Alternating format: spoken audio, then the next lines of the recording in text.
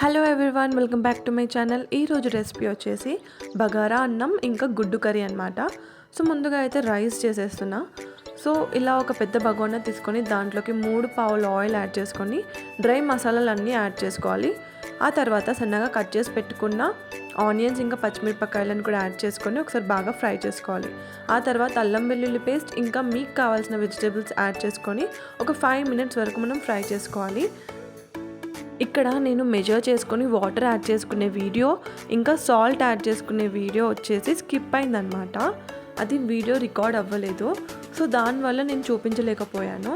So మీరైతే మీ రైస్కి తగ్గట్టు దాని మెజర్మెంట్కి తగ్గట్టు వాటర్ని యాడ్ చేసుకొని వాటర్ ఇలా బాగా మసిలిన తర్వాత వాష్ చేసి నానబెట్టుకున్న రైస్ని దీంట్లోకి యాడ్ చేసుకోండి. నేను వచ్చేసి ఇక్కడ నార్మల్ రైస్ యూజ్ చేశాను. ఎందుకంటే బాస్మతి రైస్తో కాకుండా నార్మల్ రైస్తో కూడా అప్పుడప్పుడు చాలా టేస్టీగా అనిపిస్తుంది. ఒకవేళ మీకు కావాలనుకుంటే మీరు బాస్మతి రైస్ని కూడా యాడ్ చేసుకోవచ్చు. సో ఈ విధంగా దగ్గర పడిన తర్వాత మీకు కావాలనుకుంటే దీనిపైన లైట్గా నెయ్యి కూడా యాడ్ చేసుకోవచ్చు. సో ఇప్పుడు వచ్చేసి నేను దానికి దమ్కి పెట్టేస్తున్నాను. దమ్ కోసం నేను పైన అయితే ఒక గిన్నెలో వాటర్ తీసుకొని దమ్ పెట్టాను అనమాట. ఇప్పుడు ఎగ్ కర్రీ ప్రిపరేషన్ కోసం అని చెప్పి మనం ఒక పెద్ద కడాయి తీసుకోవాలి. దాంట్లోకి 3 పావుల నూనెను యాడ్ చేసుకోవాలి.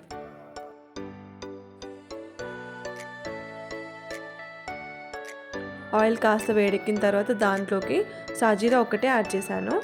అండ్ ఆ తర్వాత చాప్ చేసి పెట్టుకున్న ఆనియన్స్ యాడ్ చేసుకుందాం. మీరు కావాలనుకుంటే లవంగా, దాల్చిన చెక్క, బగారాకు కూడా వేసుకోవచ్చు.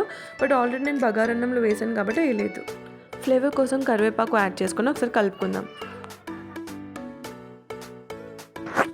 ఇంగువ యాడ్ చేయడం అనేది ఆప్షనల్. ఆ తర్వాత లైట్గా పసుపు యాడ్ చేసుకొని ఒకసారి కలుపుకుందాము.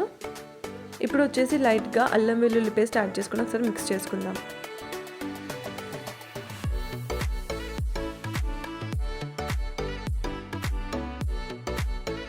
ఇప్పుడు టేస్ట్కి తగ్గట్టు మీ స్పైస్కి తగ్గట్టు కారం యాడ్ చేసుకోవాలి. ఆ తర్వాత కొద్దిగా ధనియాల పొడి యాడ్ చేసుకుందాం. మ్యాగీ మసాలా యాడ్ చేసుకోవడం కూడా కంప్లీట్గా ఆప్షనల్. కొద్దిసేపు మనం కారం వేసుకున్న తర్వాత పచ్చివాసన పోయేంత వరకు కలుపుకున్న తర్వాత టమాటోస్ని ప్యూరీ లాగా చేసుకొని యాడ్ చేసుకోవాలన్నమాట. లేదు అంటే సన్నగా కూడా కట్ చేసుకొని మనం యాడ్ చేసుకోవచ్చు. మ్యాగీ మసాలా వేయడం వల్ల నాకు కర్రీస్ అనేవి టేస్టీగా అనిపిస్తాయి. అందుకనే నేను మోస్ట్లీ మ్యాగీ మసాలాను తప్పకుండా యూజ్ చేస్తాను.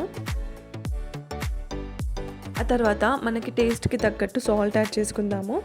యాడ్ చేసుకొని ఒక 10 మినిట్స్ వరకు ఈ వాటర్ అనేది చిక్కబడేలాగా మనం కుక్ చేసుకోవాలన్నమాట.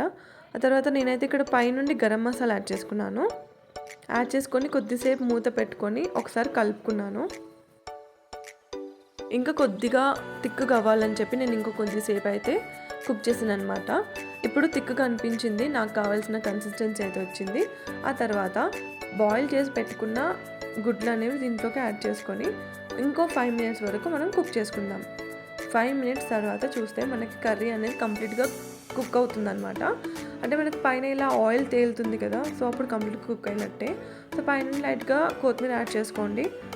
అండ్ ఇక్కడ బగారన్నం కూడా చూస్తే పుల్లలుగా చాలా మంచిగా అయిందనమాట. టేస్ట్ కూడా చాలా బాగుంది. స్మెల్ వచ్చేసి టెంప్టింగ్గా ఉంది. సో ఇప్పుడు సర్వ్ చేసుకుందాము. సో నాకైతే ఈ టేస్ట్ చాలా నచ్చింది. ఎందుకంటే సింపుల్గా బగారా రైస్ ఇంకా ఎగ్ కర్రీ ప్లేస్లో మీరు చికెన్ కూడా చేసుకోవచ్చు.